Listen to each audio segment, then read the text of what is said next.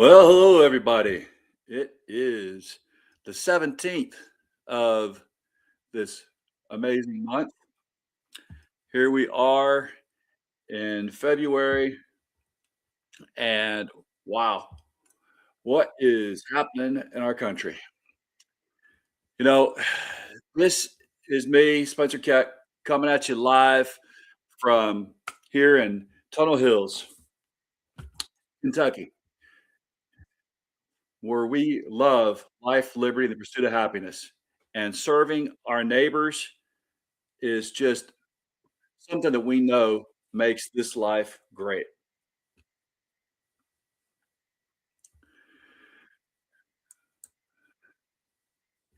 Now, it is again the 17th day of my freedom from buying balderdash from a balding billionaire named Jeff Bezos.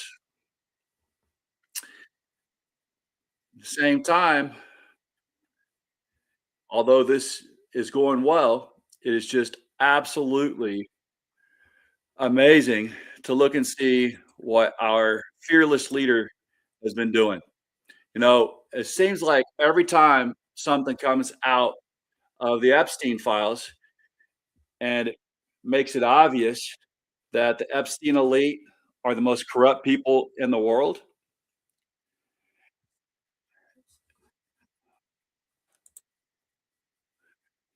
And also, it's obvious that Dementia Don had a very strong relationship with Epstein. Then we get deeper into fascism, deeper into authoritarianism. So the president decided that Tellerico, Pastor Tellerico, his interview with Colbert for the Colbert Show was not good for us to hear. You know, I guess it's just too much for us to hear a message of love, compassion, loving your neighbor, and sharing in the unity that comes with this type of love. Couldn't have a kumbaya moment and hear that message from a white pastor. You know, white pastors are supposed to speak to white nationalism, according to this administration. So the FCC and CBS shut down Colbert's interview with Pastor Tellerico, who's also a candidate for the Senate in Texas, and it's not going to air on CBS. Well, you know, this is just not going to stand. Surely it's obvious to all of us the bombing of Iran, the determination to starve out every single Cuba area that there is in that nation, starve out the citizens, that is, sorry, that is what we're going for until they bend their knee.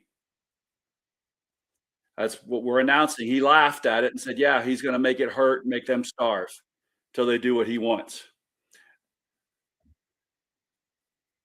This is as we're bombing Iran.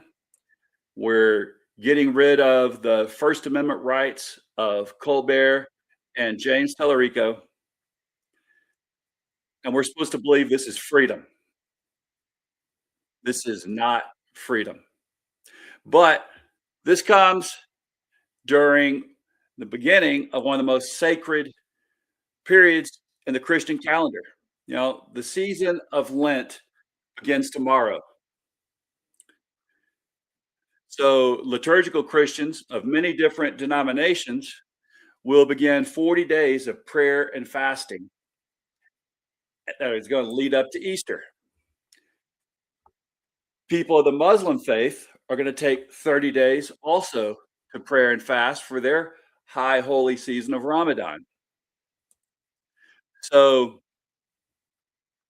does our Christian nationalist in chief feel compelled to soften or at all speak softer during this period when all of the rest of liturgical Christian brothers and sisters are really going deep into introspection as we think about the sacrifice that Jesus Christ made years ago? And, Muslim folks of that faith, they're going deeply introspective during their period of fasting and prayer also. So is that going to be an example to our dementia Don to do the same? Of course not. But the last 2 days also marked the death of two very good men. Here's to you, Robert Duvall and Reverend Jesse Jackson. Y'all left behind lives that were really worthy of living and left a mark that will never be forgotten. I'm sure you're smiling down on us right now with JC up there and the halls of grace. And I hope that we can just share in some of that grace that you're now basking in down here on earth.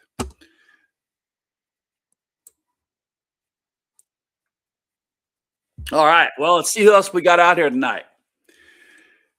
All right. We've got Ding. Ding. Hi.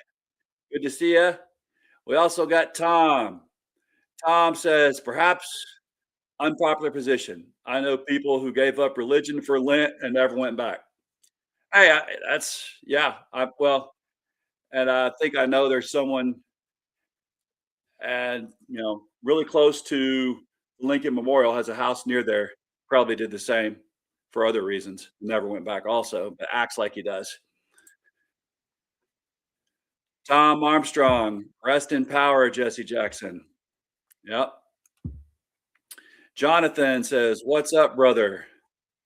Jonathan, I didn't get to upload the video tonight. Someone took off my phone, but it's going to be on there tomorrow. Jonathan is part of the resistance there and in Memphis, and we've got to resist this fascism. So I'm still resisting through my freedom from fascism, freedom from buying from Amazon, from Bezos. I'm going to tip a couple back tonight at Tuesday. Tomorrow starts Lent. It's definitely a time for me to contemplate.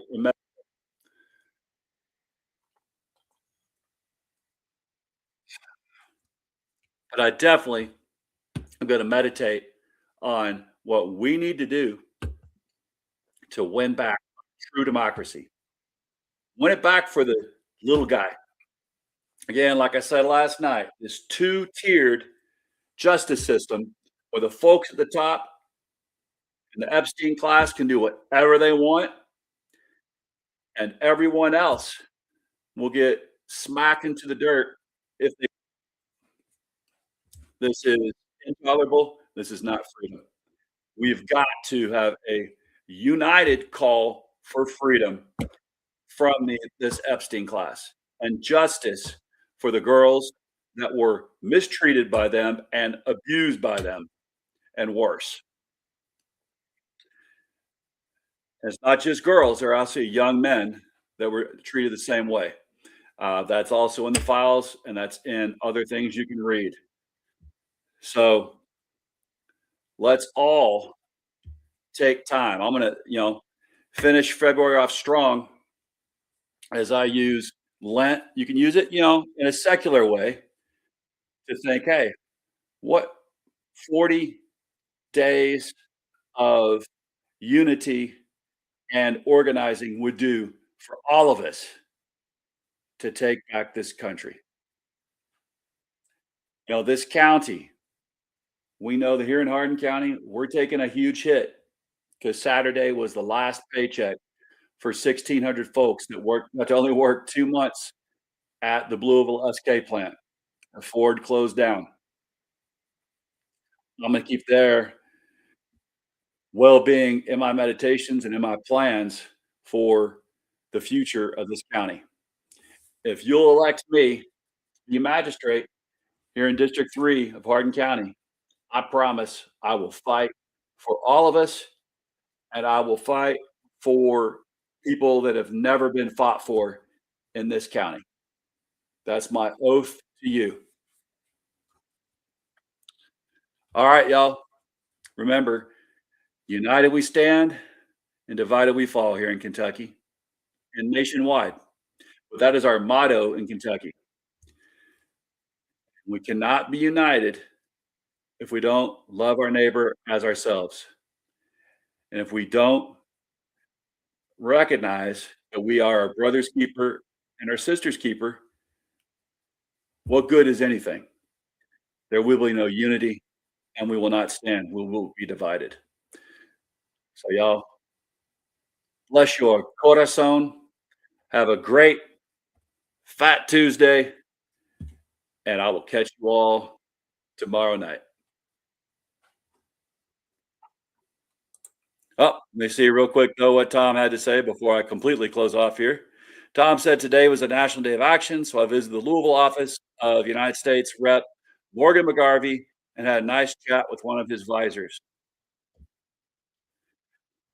Bless you, Tom. And I've been making some calls around myself, trying to get that word out there.